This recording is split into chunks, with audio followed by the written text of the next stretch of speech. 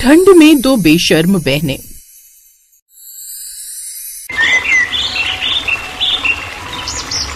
ये कहानी है दो बहनों आयशा और नायरा की।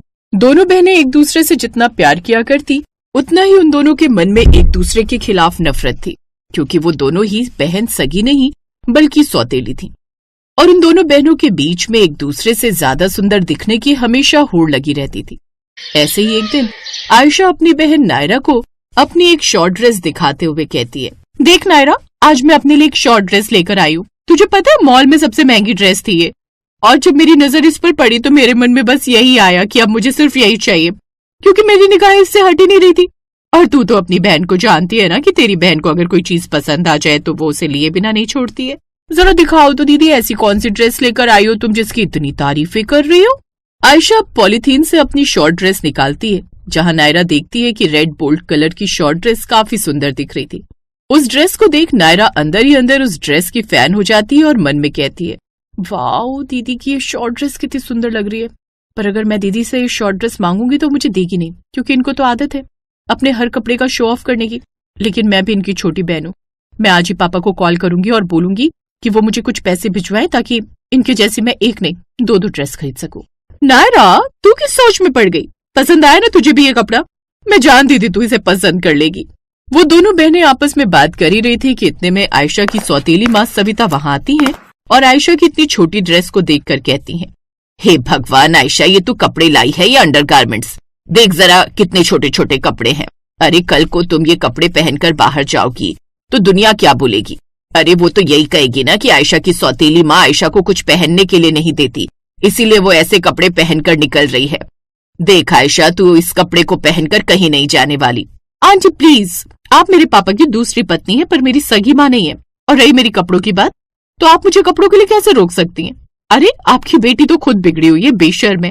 जब आप उससे कपड़ों के लिए नहीं रोकती तो आपका क्या हक बनता है मुझे रोकने का? वैसे भी आपकी अपनी बेटी नायरा क्या कम है? वो भी तो पूरे दिन सोशल मीडिया पर अपनी ऐसी तस्वीरें डालती रहती है। जब आप उसे नहीं रोकती तो मुझे ज्ञान क्यों दे रही है? मुझे ज्ञान देने से अच्छा है कि आप अपनी बेटी पर ध्यान दें, ओके?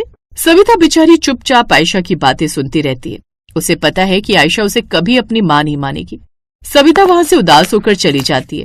दीदी, आपकी ड्रेस तो वाकई बहुत कमाल की है, पर क्या आपको सच में लगता है कि पापा आपको इस हाल में बाहर जाने देंगे? तो अपनी फिक्र कर नायरा, तुझे तो बस जलन हो रही है क्योंकि तेरे पास ऐसी कोई ड्रेस नहीं है। तुझे पता है इस ड्रेस की कीमत क्या है? और रही बात ठंड की, तो फैशन के सामने ये छोटी मोटी ठंड कुछ भी नहीं है।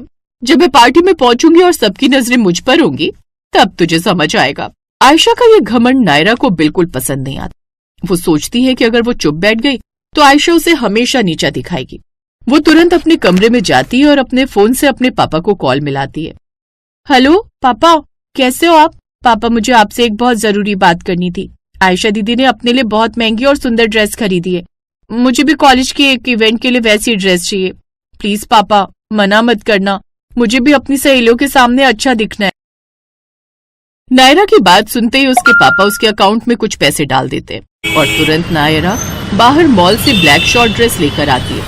और जब वो रेडी होकर अपनी बहन के कमरे में जाती है तो आयशा कहती है, तू तो बड़ी जिद्दी निकली नायरा, पर तुझे नहीं पता कि तू क्या गलती कर रही है। बाहर कोहरा बढ़ रहा है और तू ऐसी ड्रेस पहन रही है। खैर मुझे क्या, अगर तुझे अपनी जान प्यारी नहीं है तो शौक से पहन। इस तरह दोनों बहनें अब तैयार होकर रात के 10 बजते ही पार्टी के लिए बाहर जाने लगती हैं कि तभी सविता उन्हें रोकते हुए कहती है, बच्चों मेरी बात मान लो, ये जिद छोड़ दो। बाहर बहुत ज्यादा ठंड है, कम से कम एक शॉल ही कंधे पर डाल लो। दुनिया क्या कहेगी कि कैसी माँ है जो अपनी बेटियों को ऐसी ठंड में भेज रही है। आंटी, हमने आपसे कहा था ना कि हमारे बीच में मत आइए, हमें अपनी चिंता खुद है। चल नायरा, हमें देर हो रही है। अब दोनों बहनें बाहर जाती हैं और जैसे ही वो घर से बाहर कदम रखती हैं, बर्फीली हवा का झोंका उनके शरीर से टकराता है। पर वो एक दूसरे को ये नहीं दिखाना चाहती कि उन्हें ठंड लग रही है। थोड़ी ठंड तो है पर अंदर जाकर सब ठीक हो जाएगा। हाँ दीदी, पार्टी तो हॉल के अंदर होगी ना, वहाँ तो हीटर लगे होंगे। दोनों बहनें जब पार्टी में पहुँचती हैं तो उन्हें ये पता चलता है कि पार्टी हॉल में नहीं बल्कि ओपन रिसोर्ट में हो रही है। दोनों बहनों की ठंड से हालत खराब हो रही थी, पर वो दोनों एक दूसरे को जताना नहीं चाहती थी। सभी लोग आयशा और नायरा को ही देख रहे थे, जिसे देख नायरा, सब हमें ही देख रहे हैं। मैंने कहा था ना कि हम ही सबका ध्यान खींचेंगे। हाँ दीदी, पर मुझे लग रहा है कि मेरे पैर सुन्न हो रहे हैं, ये हवा तो बिल्कुल बर्फ जैसी है। दोनों बहनें अपनी बेशर्मी पर अड़ी रहती हैं और बिना किसी गर्म कपड़े के वहाँ घूमती रहती हैं। कुछ लड़के उनके पास आते हैं और उनकी तारीफ करते हैं। आयशा और नायरा को बहुत खुशी होती है, लेकिन अंदर ही अंदर उनकी हालत खराब हो रही होती है। नायरा, मुझे बहुत ज्यादा ठंड लग रही है, मेरे हाथ पैर नीले पड़ रहे हैं। दीदी, मेरा भी यही हाल है, मुझे चक्कर से आ रहे, पर अगर अभी हम यहाँ से गए तो सब हमारा मजाक उड़ाएंगे। लोग कहेंगे कि बड़ी फैशन वाली बन रही थी और ठंड नहीं झेल पाई। बाहर में जाए लोग। नायरा, तेरी तबीयत खराब हो रही है, देख तेरा चेहरा कितना सफेद पड़ गया है। आयशा को अब अपनी बहन की चिंता सताने लगती है। उसे ये एहसास होता है कि फैशन और एक दूसरे को नीचा दिखाने के चक्कर में उन्होंने बहुत बड़ी बेवकूफी कर दी है। वो तुरंत अपनी सहेली से उसका बड़ा जैकेट मांगती है और नायरा को लपेट देती है। चलो नायरा, हम घर जा रहे हैं। चलिए दीदी, अब ये सर्दी बर्दाश्त के बाहर है। आयशा अपनी बहन को सहारा देते हुए अपनी कार तक पहुंचती है और कार में बिठाकर वो कार का एसी तेज कर देती है और कार चलाती है। वो घर पहुंचती है और दरवाजा खोलते ही सीधे हीटर के पास जाकर बैठ जाती है। उन दोनों को इस तरह ठंड से कपकपाते देख वो उन दोनों के लिए गर्म दूध लेकर आती है और बोलती है, मैंने मना किया था ना, पर तुम दोनों को तो अपनी सुंदरता और फैशन दिखाना था। अब देखो क्या हाल बना लिया है अपना। सॉरी मम्मी, सच में आज हमें अपनी गलती का एहसास हो गया है। फैशन जरूरी है पर सेहत से बढ़कर नहीं। और नायरा, मुझे माफ कर दे, मैंने तुझे इस कंपटीशन में खींचा था। नहीं दीदी, गलती मेरी भी थी। मैं आपसे आगे निकलने के चक्कर में ये भूल गई कि आप मेरी बड़ी बहन हो। अब से हम ऐसी बेवकूफी कभी नहीं करेंगे। सविता आयशा के मुंह से पहली बार मम्मी सुनकर बहुत खुश थी। इसके बाद सविता दोनों के सिर पर हाथ फेरती है। उस रात की कड़ाके की ठंड ने उन दोनों सौतेली बहनों के बीच की नफरत और मुकाबले की भावना को हमेशा के लिए खत्म कर दिया।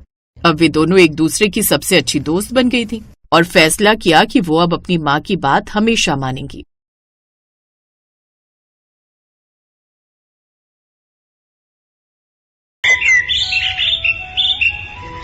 माँ, ये नौकरी मेरे लिए बहुत जरूरी है।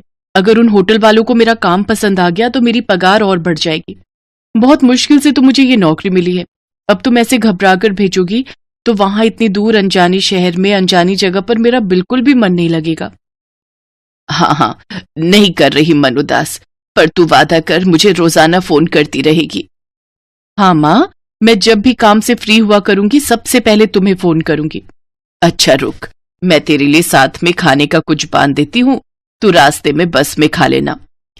ठीक है माँ, तब तक मैं अपना सामान अटैची में रख लेती हूँ। ये है सीता, लाजवंती की बेटी। लाजवंती बहुत गरीब है। पति के जाने के बाद घरों में काम करके लाजवंती ने सीता को पाल पोस कर बड़ा किया। सीता ने गांव में ही रहकर 12वीं तक की पढ़ाई पूरी की। सीता आगे पढ़ना तो चाहती थी, पर पिछले 1 साल में लाजवंती की तबीयत बहुत खराब रही, जिस वजह से सीता ने अभी कॉलेज की पढ़ाई के लिए अपना विचार बदल लिया और नौकरी ढूंढने लगी। सीता के बचपन की सहेली आशा की कुछ समय पहले दिल्ली के एक होटल में नौकरी लगी थी। आशा जब गांव आई तो सीता ने अपने बारे में भी बात की, तो आशा ने उसकी भी नौकरी उसी होटल में लगवा दी। अगले दिन सीता नौकरी के लिए दिल्ली पहुंचती है। होटल में आशा उसे सब कुछ समझा देती है। सीता खूब मेहनत के साथ होटल में नौकरी करने लगती है। शहर के बहुत बड़े व्यापारी मिस्टर जगन्नाथ जी की बेटी गीता आज शाम अपना जन्मदिन मनाने के लिए हमारे होटल में आ रही हैं। सभी स्टाफ को उनका पूरा ख्याल रखना है। जगन्नाथ जी की बेटी गीता को किसी भी बात की कोई तकलीफ नहीं होनी चाहिए, क्योंकि वो पहली बार हमारे होटल में आ रही हैं। समझ गए? जी सर, हम पूरा ख्याल रखेंगे। सुना है विदेश में पढ़ी लिखी है और बहुत नखरे वाली है। अभी सुबह ही मैंने रिसेप्शन पर फोन उठाया था, बड़ी तीखी आवाज में बात कर रही थी। हमें तो बहुत ध्यान रखने की जरूरत है। अगर जरा सी भी शिकायत का मौका मिला तो मैनेजर का गुस्सा तो मैं जानती हूँ, फालतू का भड़क जाते हैं। अच्छा चल, फिर तो हम बहुत ध्यान रखेंगे। अरे माँ का फोन आ रहा है। हेलो? हाँ माँ। हेलो सीता, जन्मदिन की ढेर सारी बधाई मेरी बच्ची। थैंक यू माँ, मेरे जन्मदिन पर आपका आशीर्वाद मेरे लिए बहुत महत्व रखता है। आज सीता का भी जन्मदिन है। ये बात सुनकर सभी स्टाफ के लोग सीता को जन्मदिन की बधाई देते हैं। अरे सीता, आज तुम्हारा भी जन्मदिन है, happy birthday. Happy birthday Sita. वैसे सब किस्मत की बात है, एक तरफ आज तुम्हारा जन्मदिन है जो तुम किसी और के जन्मदिन की तैयारी कर रही हो, और एक तरफ वो लड़की जिसका आज जन्मदिन है, वो कितनी किस्मत वाली है कि वो इतने बड़े होटल में अपने बर्थडे को सेलिब्रेट कर रही है। कहते हैं सब कुछ किस्मत से ही होता है।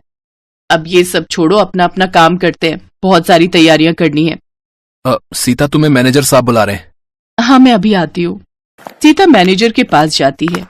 सीता, तुम्हें मैं एक स्पेशल ड्यूटी दे रहा हूँ। गीता मैडम के वेलकम के लिए तुम्हें गेट पर ही खड़ा होना है।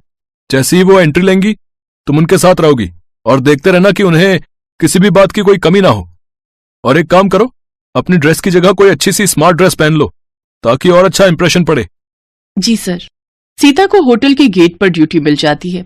सीता के पास अपनी तो कोई अच्छी ड्रेस थी नहीं, इसलिए आशा उसे अपनी सुंदर सी ड्रेस दे देती है। सीता तैयार होकर गेस्ट के आने का वेट कर रही थी। तभी एक आदमी उसके पास आया। आपको वहां गाड़ी के पास कोई बुला रहा है। ओह, कहीं गीता मैडम आ तो नहीं गई? मैं गाड़ी के पास जाकर देखती हूँ। जी चलिए। जैसे ही सीता गाड़ी के पास जाती है, अचानक 2-3 बदमाश उसे गाड़ी में जबरदस्ती पकड़कर बिठा लेते हैं और उसका मुंह बंद करके उसे बेहोश कर देते हैं। अचानक से सब कुछ हुआ तो सीता को संभलने का मौका ही नहीं मिला। गाड़ी अनजान सड़क पर दौड़ जाती है। इतनी देर में गीता भी होटल के बाहर आ चुकी थी। सब लोग गीता को देखकर हैरान रह जाते हैं।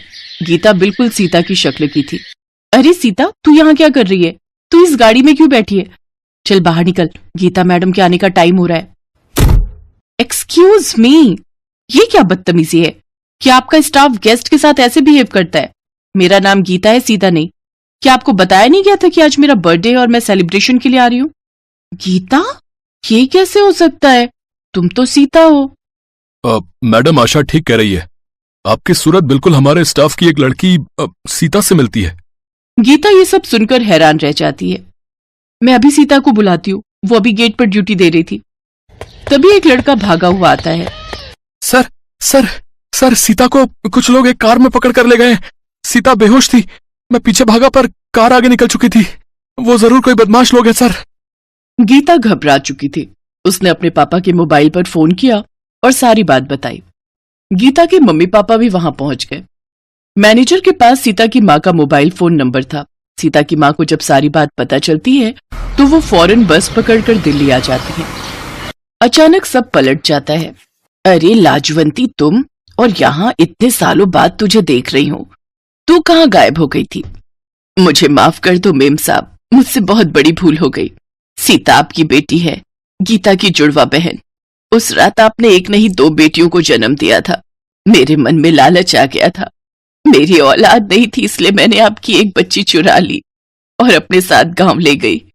पर मुझे नहीं पता था कि आज मेरी गलती की सजा मेरी सीता को मिलेगी। मेरी जुड़वा बहन सीता, माँ पापा सीता को बचा लो। मैं जानता हूं ये सब किसका काम है। मुझे लगता है अशोक ने सीता को गीता समझ लिया और मुझसे बदला लेने के लिए वो गीता को अगवा करना चाहता था। चिंता मत करो, वो ज्यादा दूर नहीं गया होगा। हम उसे पुलिस की सहायता से पकड़ लेंगे। गीता के पिता मिस्टर जगन्नाथ ने पुलिस को खबर दी और कुछ ही घंटे में पुलिस अशोक को पकड़ लेती है। सीता सही सलामत मिल जाती है। जब सीता को सच्चाई पता चलती है कि गीता उसकी जुड़वा बहन है और उसके असली माता पिता मिस्टर जगन्नाथ और ममता है, तो वो बहुत रोती है। मेरी बच्ची सीता, इतने सालों तक तू हमसे दूर रही। सीता, हमारी बच्ची। मेरी बहन सीता, तू इतने साल मुझसे दूर रही। मैं भी आप सबको पाकर बहुत खुश हूँ। और माँ, तुमने ऐसा क्यों किया? मेरे अपने माता पिता से मुझे दूर क्यों कर दिया? सीता और गीता एक दूसरे के गले लग जाती हैं। मुझे माफ कर दे सीता, मुझे माफ कर दे। अब तू अपने परिवार के साथ खुश रह। मैं तुझे अपना चेहरा कभी नहीं दिखाऊंगी। मैं हमेशा के लिए चाह रही हूँ। तुम कहीं नहीं जाओगी। जो हुआ बचपन में हुआ। मैंने बचपन से तुम्हें अपनी माँ माना है। मैं तुम्हारे बिना नहीं रह सकती माँ। सीता अपनी माँ के गले लग जाती है क्योंकि लाजवंती ने उसे पाल पोस कर बड़ा किया था। सीता को अपना असली परिवार मिल जाता है, अपनी जुड़वा बहन मिल जाती है और वो अपनी नई जिंदगी की शुरुआत करती है। Thanks for watching.